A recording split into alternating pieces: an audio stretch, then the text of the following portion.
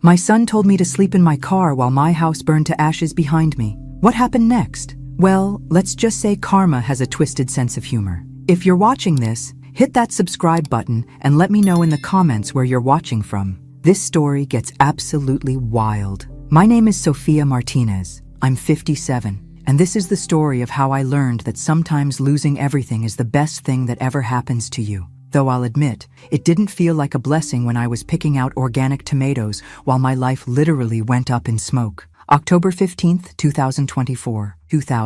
There I was, at Whole Foods, doing my usual Tuesday grocery run, because apparently I'm the kind of person who has a grocery schedule. My neighbor Mr. Chen called while I was having a very serious internal debate about whether Roma or beefsteak tomatoes would better complement my sad, lonely dinner. Sophia, fire, your house. Nothing quite ruins your produce selection like news of an inferno, let me tell you. The Palisades fires had jumped the highway again, because California fires are overachievers like that. I drove like a woman possessed through streets I'd known for 30 years, my cart of organic vegetables abandoned like my common sense. Police barriers blocked every route home. From the Pacific Coast Highway overlook, I got front row seats to the destruction of my entire adult life. The Victorian house where my husband Robert died in my arms, where I raised my son David, where I'd planned to grow old surrounded by photo albums and regret, gone faster than my hope for a peaceful retirement. Orange flames reached toward heaven like the world's most expensive fireworks show,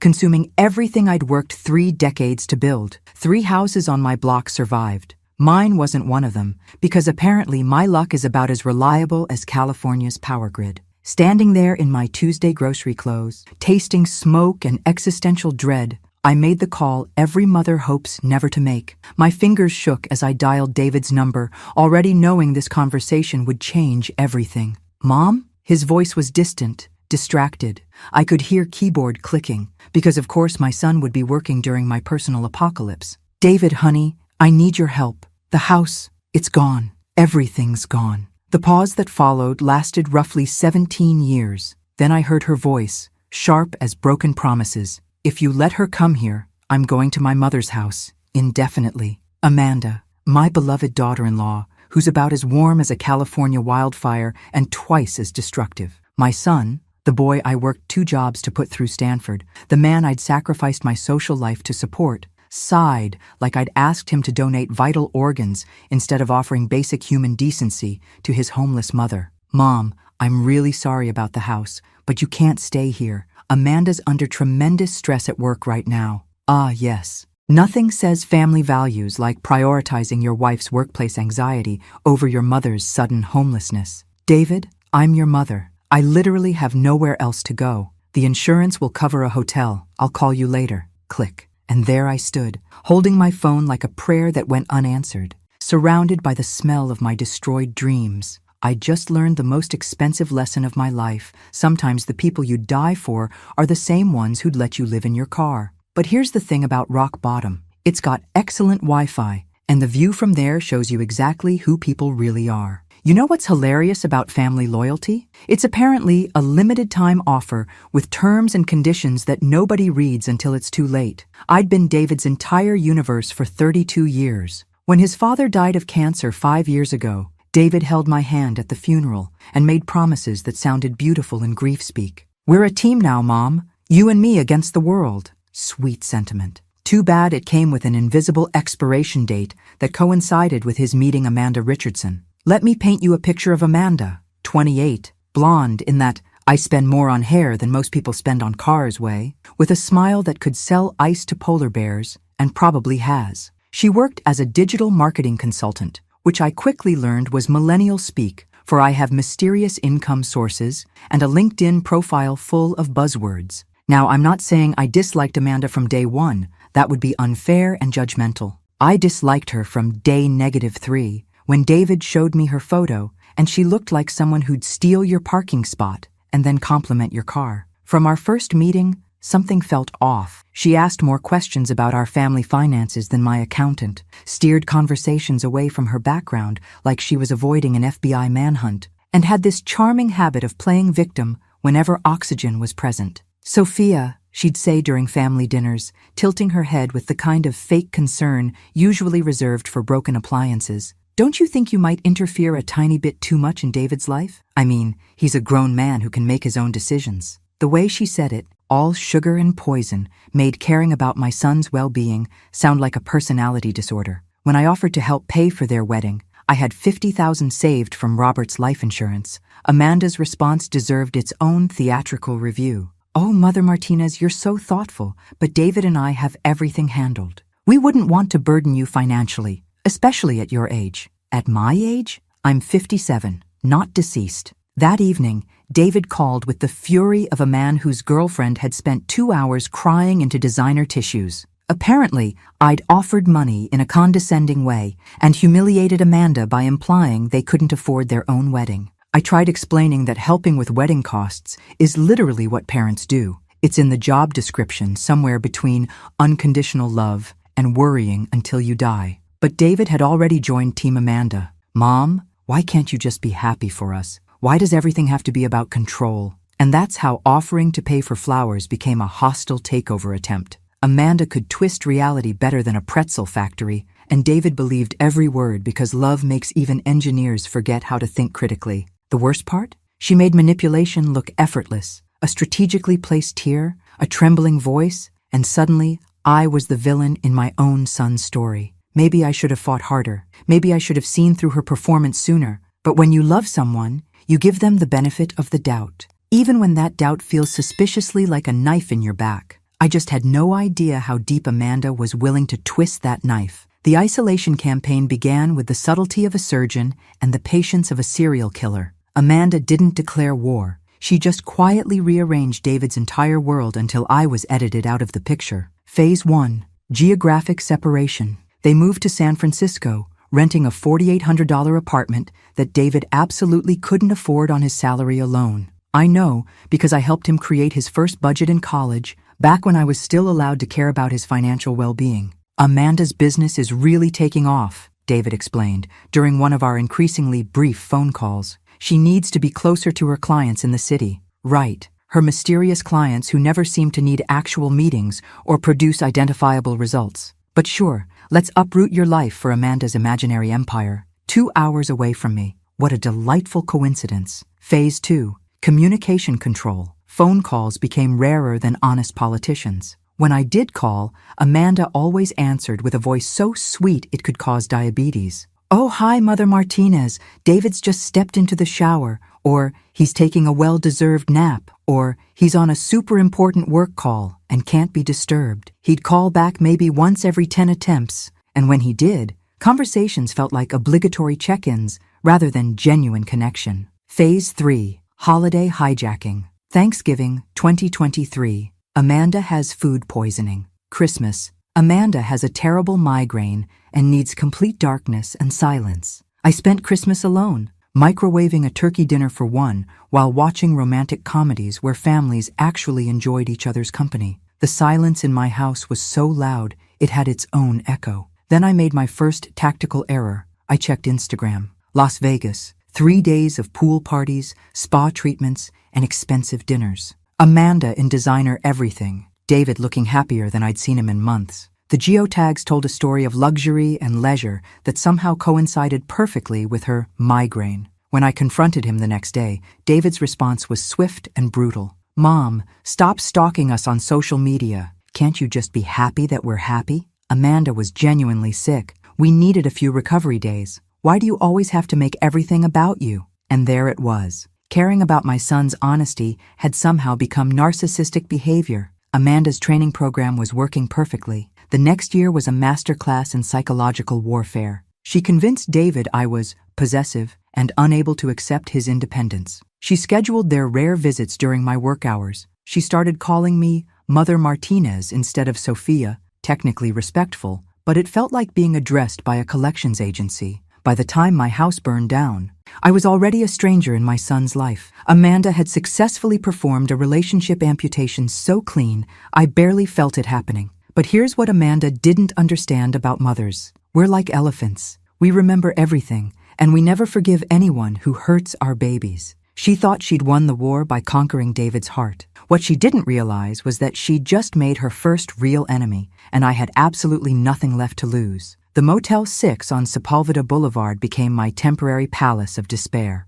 $89 a night for accommodations that made prison cells look like luxury suites. The coffee maker produced liquid that violated several Geneva Convention articles. And the walls were so thin, I became intimately acquainted with my neighbors' relationship problems, snoring patterns, and questionable television choices. David didn't call, not once, not even to confirm I hadn't been murdered by the questionable stains on the carpet. The closest thing to family contact was a text on day 4. "How's the insurance stuff going?" Like I was updating him on routine car maintenance instead of the complete destruction of my adult life. My savings account bled money faster than my faith in human decency. $1,200 and falling, while the insurance company decided my house fire needed more investigation than a presidential assassination. Apparently, wildfire claims trigger extra scrutiny because people occasionally commit arson for money. Who knew? Day 8, I graduated from the motel to my Honda Civic. The Walmart parking lot became my bedroom,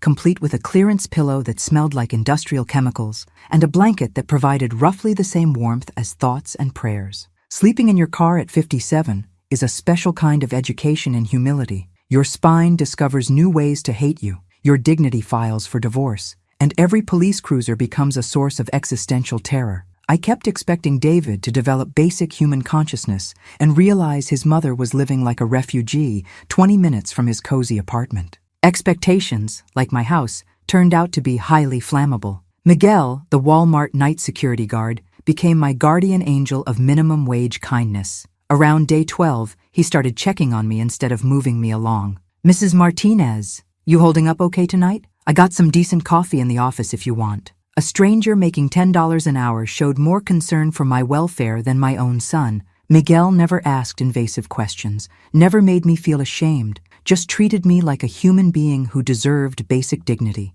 Meanwhile, David's silence was so complete, I started wondering if Amanda had convinced him I was dead. 2 months. 2 months of sleeping in parking lots, washing my hair in public restrooms, and learning that rock bottom has a basement. 2 months of David not once checking if his mother had shelter, food, or the will to live. That's when my phone rang with a Boston area code. "Mrs. Martinez? James Whitmore from Whitmore, Patterson and Associates.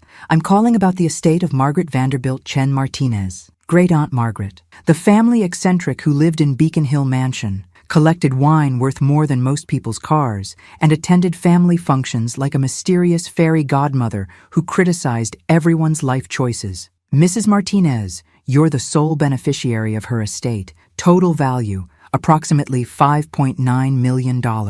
I almost dropped the phone into my lap, certain the parking lot fumes had caused hallucinations. "She left a note," the lawyer continued, "said you were the only family member who never asked her for money. For the first time in 2 months, I laughed until my ribs hurt. Trust Aunt Margaret to have perfect timing and a twisted sense of irony. Sometimes the universe doesn't just close doors. It burns down the entire house and then hands you the keys to a mansion. But first, I had some very important business to attend to, involving a certain daughter-in-law and her complete underestimation of what a desperate mother can accomplish with unlimited resources and nothing left to lose. Money, as it turns out, doesn't just change your circumstances, it changes your entire personality. Within 3 weeks of Margaret's legal windfall, I went from homeless car dweller to owner of a $2.8 million estate in Carmel by the Sea. 5 bedrooms, 6 bathrooms, infinity pool that seemed to pour directly into the Pacific Ocean,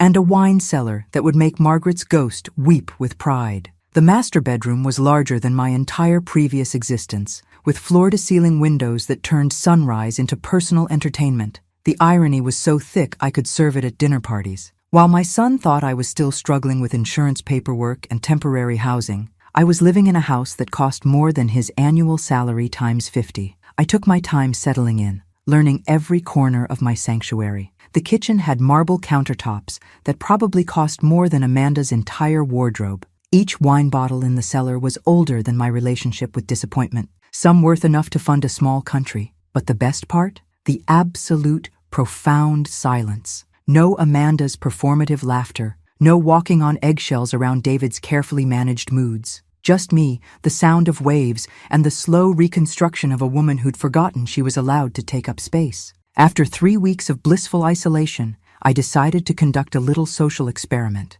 I posted one carefully curated photograph on Facebook, just my bare feet on the deck railing, ocean stretching to infinity, captioned, "Sometimes the best views come after the worst storms." David called within 90 minutes. I timed it. "Mom, I saw your post. Where exactly are you? That view looks expensive." I could practically hear his confusion through the phone. Poor David, trying to reconcile his assumption of my continued misery with photographic evidence of oceanfront living. "Oh, you know about Aunt Margaret? She left me everything in her will. I used some of the money to buy a small place by the water. Nothing fancy.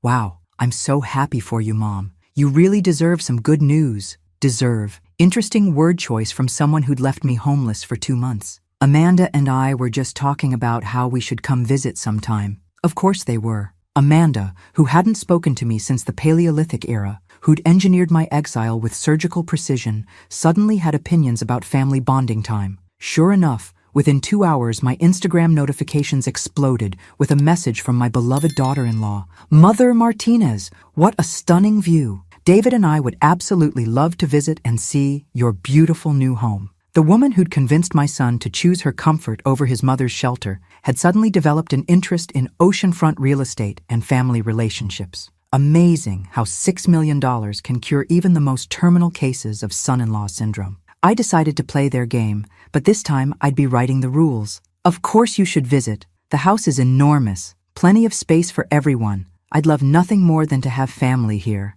Time to discover exactly what Amanda was willing to do for money, and more importantly, time to find out what she'd already done that I didn't know about yet. Something told me this story was about to get much more interesting than real estate investments and family reconciliation. Call it intuition, call it paranoia, but when someone spends a year isolating you from your own child, they usually have bigger plans than just emotional manipulation. I was about to find out exactly how big those plans really were. Planning a family reunion requires careful preparation, especially when you suspect one of the family members might be a professional sociopath. So naturally, I decided to do some background research on my beloved daughter-in-law. Call it motherly curiosity with a side of vindictive fact-finding. I hired Marcus Webb, Los Angeles' most expensive private investigator, former FBI, 30 years of experience, and a daily rate that would make most people reconsider their life choices. But when you're sitting on Margaret's fortune,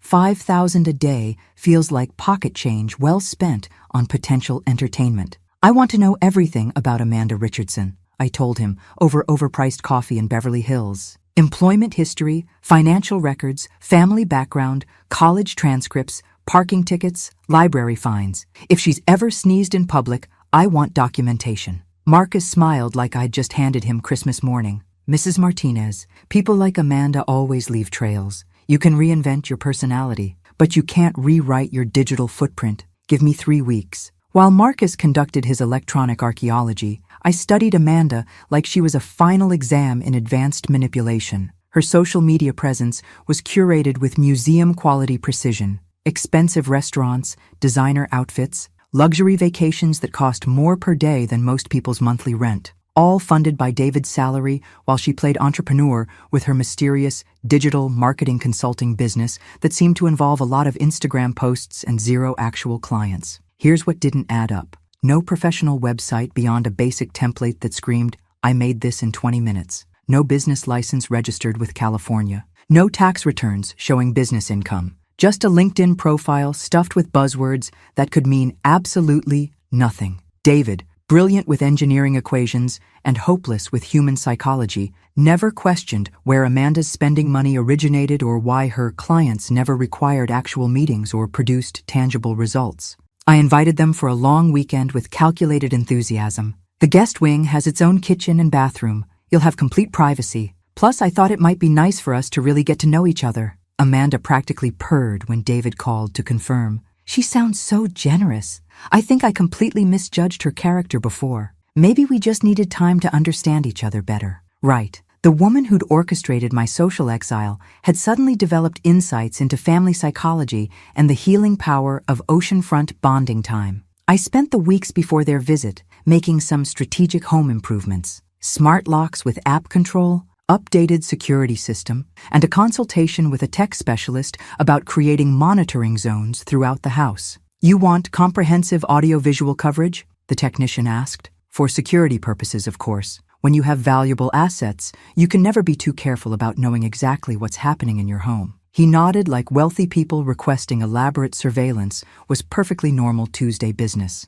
3 days before their scheduled visit, Marcus called with his preliminary findings. "Mrs. Martinez, we need to talk. What I've found, let's just say Amanda Richardson has some very interesting hobbies that don't involve digital marketing." His voice carried that particular tone investigators use when they've discovered something that's going to ruin someone's entire worldview. "How interesting are we talking? The kind that usually involves federal charges and plea bargains. Can you meet me tomorrow?" I hung up with a smile that probably looked terrifying to my reflection. Finally, some answers. And if Amanda thought she could manipulate her way through a weekend at my house while hiding criminal secrets, she was about to learn that some mothers don't forgive, and some games have consequences she never saw coming. Marcus arrived at my house looking like a man who'd spent 3 weeks digging through someone's dirty laundry and found actual bodies buried underneath. "Mrs. Martinez, Amanda Richardson's employment history is more fiction than fact. She's been collecting unemployment benefits for 18 months while claiming to run a consulting business. That's textbook fraud, but honestly, that's the least concerning thing I discovered." He opened a folder thick enough to choke someone, filled with documents that were about to destroy what was left of my faith in my son's judgment. "She's opened multiple credit cards in David's name over the past 2 years.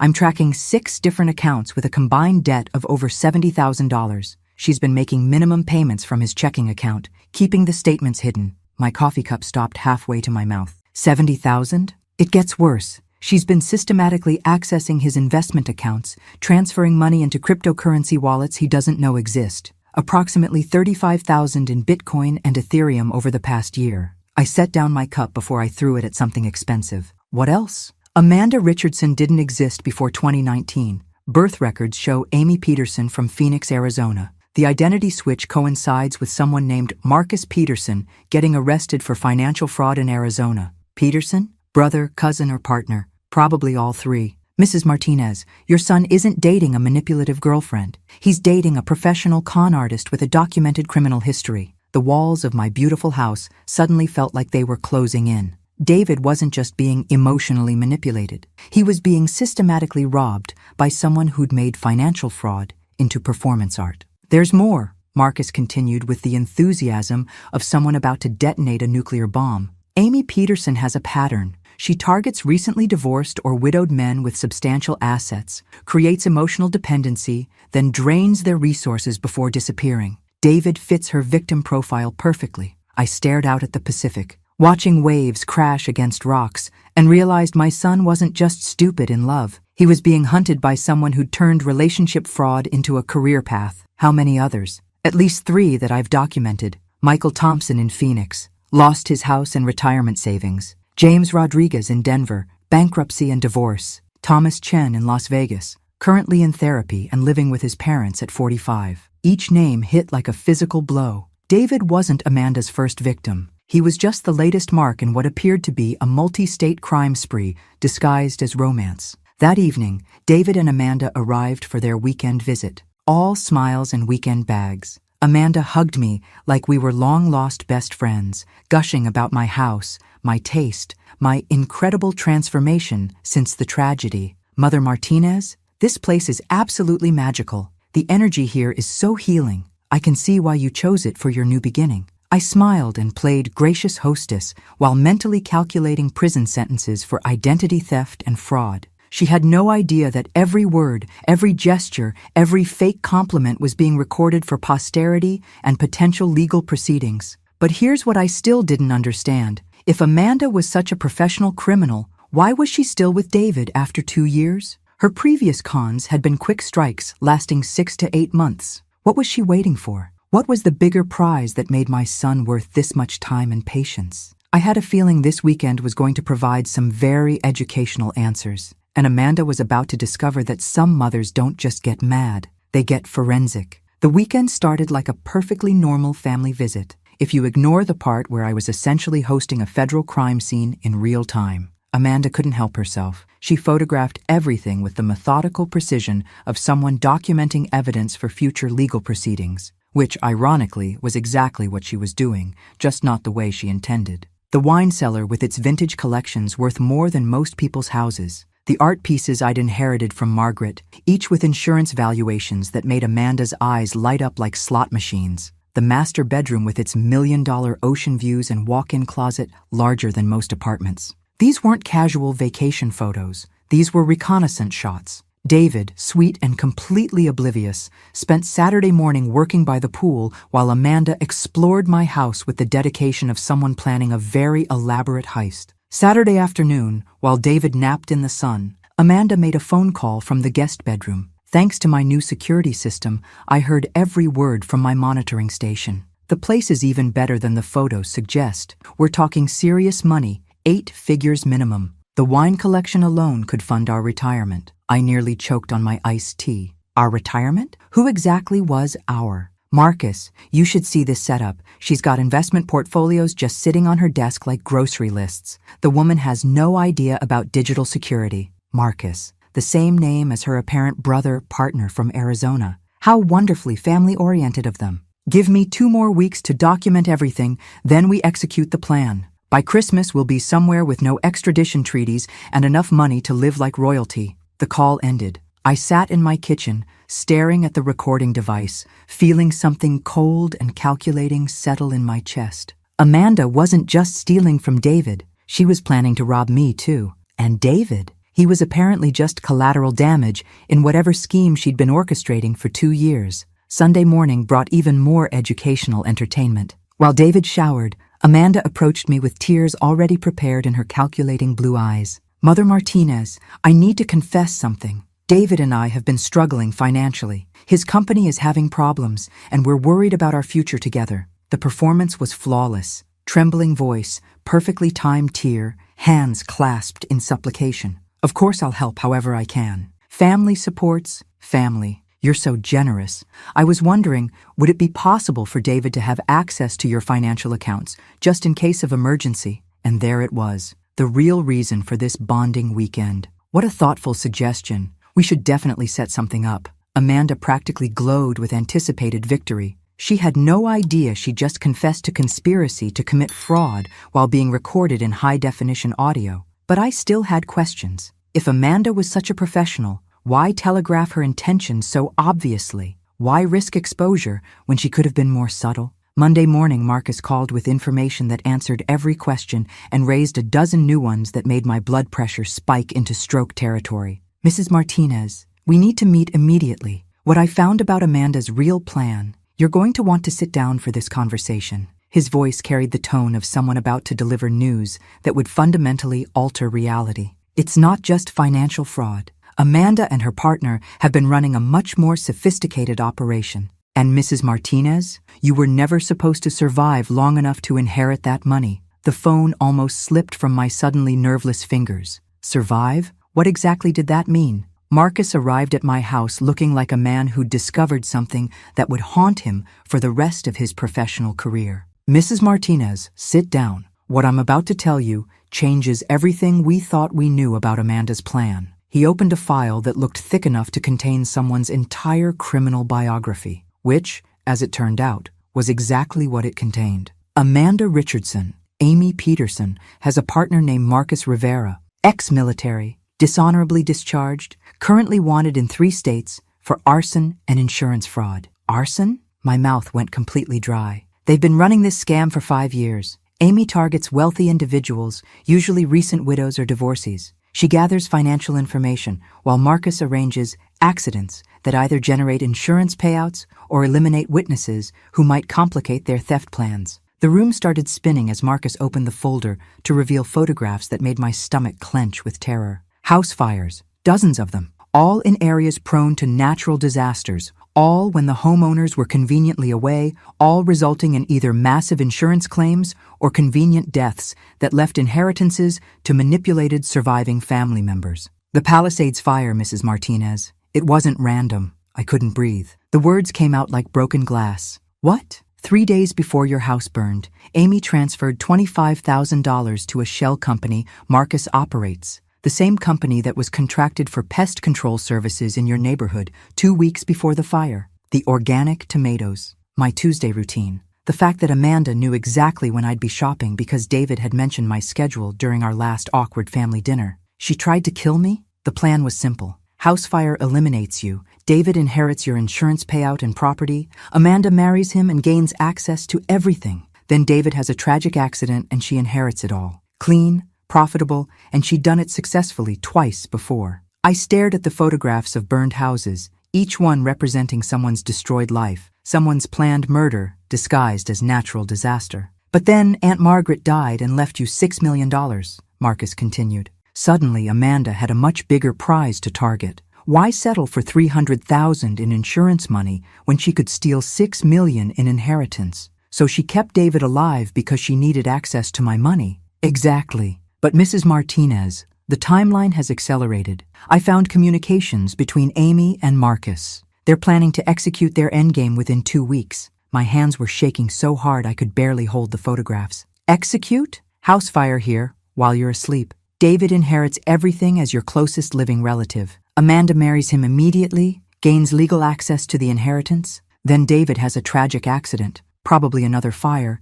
and she disappears with everything. The beautiful ocean view outside my windows suddenly looked like a backdrop for my own murder scene. This woman hadn't just isolated me from my son or stolen his money. She'd tried to kill me once and was planning to finish the job, along with murdering David once he'd served his purpose. How long do we have? Based on their communications, they're planning the fire for next weekend, probably during your next family visit. I looked at Marcus, feeling something cold and final settle in my chest. Amanda thought she was playing chess with a grieving widow who'd stumbled into unexpected money. She had no idea she'd just declared war on someone who'd lost everything once and had absolutely nothing left to fear. Marcus, how do we make sure Amy Peterson and Marcus Rivera spend the rest of their lives in federal prison? He smiled with the satisfaction of a hunter who'd finally cornered the most dangerous prey of his career. Very carefully, with more evidence than any jury could ignore, and with their own recorded confessions of planned murder, it was time to turn the tables.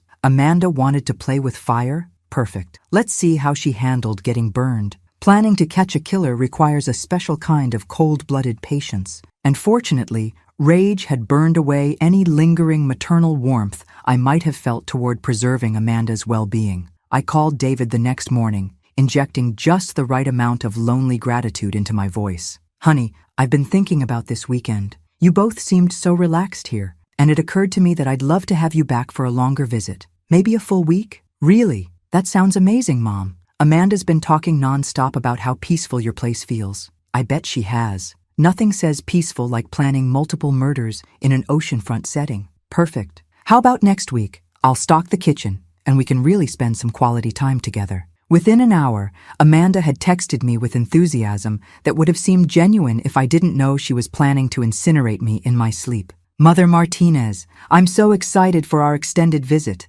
This feels like the perfect opportunity to really bond as family. Sure, sweetheart. Let's bond over your impending arrest for conspiracy to commit murder. I spent the week turning my house into the world's most expensive evidence-gathering operation. Marcus connected me with federal investigators who helped install recording equipment that would make the NSA jealous. Every conversation, every phone call, every whispered confession would be captured in courtroom-quality audio and video. But the real masterstroke was the digital bait I created. Fake financial documents showing additional offshore accounts, property deeds for non-existent real estate, and investment portfolios that made my actual inheritance look like pocket change. She'll take the bait, Marcus assured me. Criminals like Amy can't resist a bigger score. Tuesday morning, they arrived with weekend bags and murder plans disguised as family bonding time. Amanda hugged me with Oscar-worthy enthusiasm while I smiled and calculated prison sentences. For 3 days, I played perfect hostess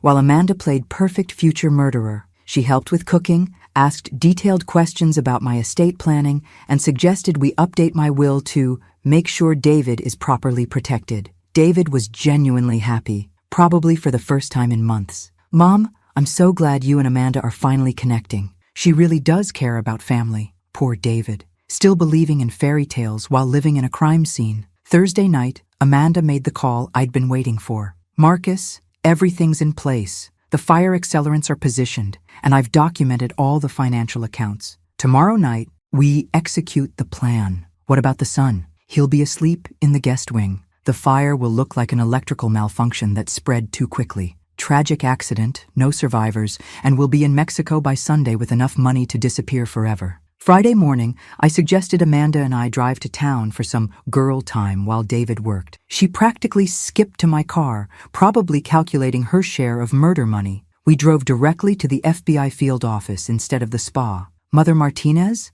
I think you made a wrong turn. No, Amy Peterson, this is exactly where we need to be. I watched her face transform from confusion to panic to calculating rage in 3 seconds. Professional criminals adapt quickly when their freedom evaporates. I don't know what kind of game you think you're playing, but David will never forgive you for destroying his happiness. David will forgive me when he learns you plan to murder both of us for money. Special Agent Sarah Chen was waiting inside with Marcus and a file containing enough evidence to send Amy and Marcus to federal prison until the sun burned out. Recorded conversations planning my murder. Financial records showing the pattern of previous victims. Digital evidence linking them to multiple house fires across 3 states. And most damning, the accelerants they'd already planted in my house, discovered and photographed by federal investigators. Amy Peterson, Agent Chen said, you're under arrest for conspiracy to commit murder, arson, fraud, and about 12 other federal charges. Amy lunged at me as they cuffed her, screaming threats that would have terrified me 6 months ago.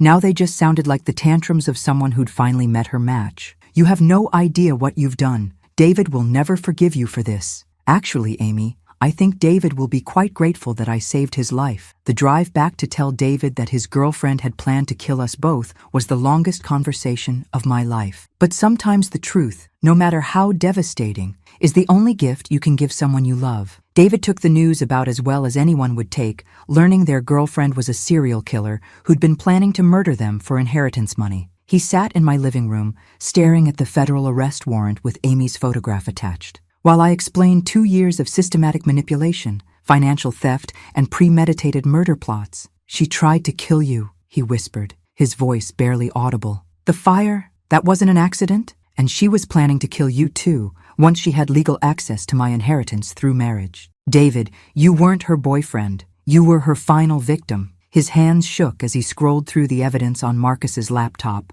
Financial records showing $70,000 in stolen debt. Photos of accelerants found in our house, recorded conversations planning our deaths, with the casual tone most people use to discuss dinner plans. I chose her over you, he said finally. When you lost everything, when you needed help, I chose someone who was planning to murder us both. The guilt in his voice was so thick I could taste it. But honestly, after everything I'd been through, David's remorse felt less like an apology and more like the first step toward rebuilding something we'd both allowed to break. You were being manipulated by a professional criminal. Amy Peterson made fraud and murder into an art form. You weren't stupid, David. You were targeted. Over the next few months, the federal case against Amy and Marcus became a prosecutor's dream. 3 states' worth of evidence, multiple victims willing to testify, and recorded confessions of planned murder. Amy Peterson was sentenced to life in federal prison without possibility of parole. Marcus Rivera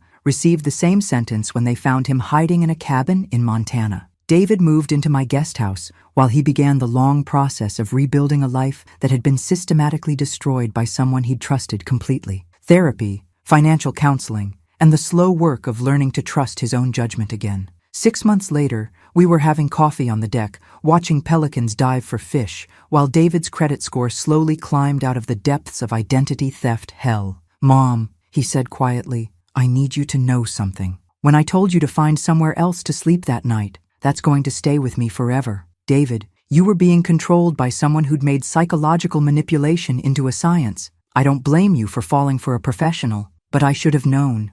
I should have seen through her act. I looked at my son, my brilliant, naive, emotionally generous son, who'd been selected as prey by someone who specialized in exploiting those exact qualities. Honey, the fact that you trusted someone who seemed to love you doesn't make you stupid. It makes you human. Amy Peterson spent 2 years studying your psychology and crafting the perfect performance to exploit your best instincts. He nodded, but I could see the shame would take time to fade. That's okay. We had time now, and guilt makes excellent fertilizer for personal growth. Besides, I added with a smile that felt like my old self returning, look how this story ended. She's in federal prison, you're alive and learning to spot red flags. And I got to experience the deep satisfaction of watching a serial killer get arrested while wearing handcuffs that matched her fake personality. David laughed for the first time since Amy's arrest. When you put it that way, it sounds almost like justice.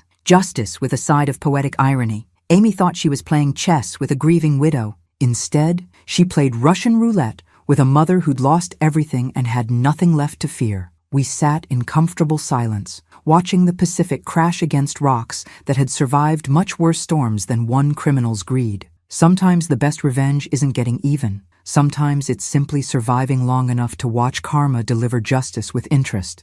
Thanks for listening. Don't forget to subscribe and feel free to share your story in the comments. Your voice matters.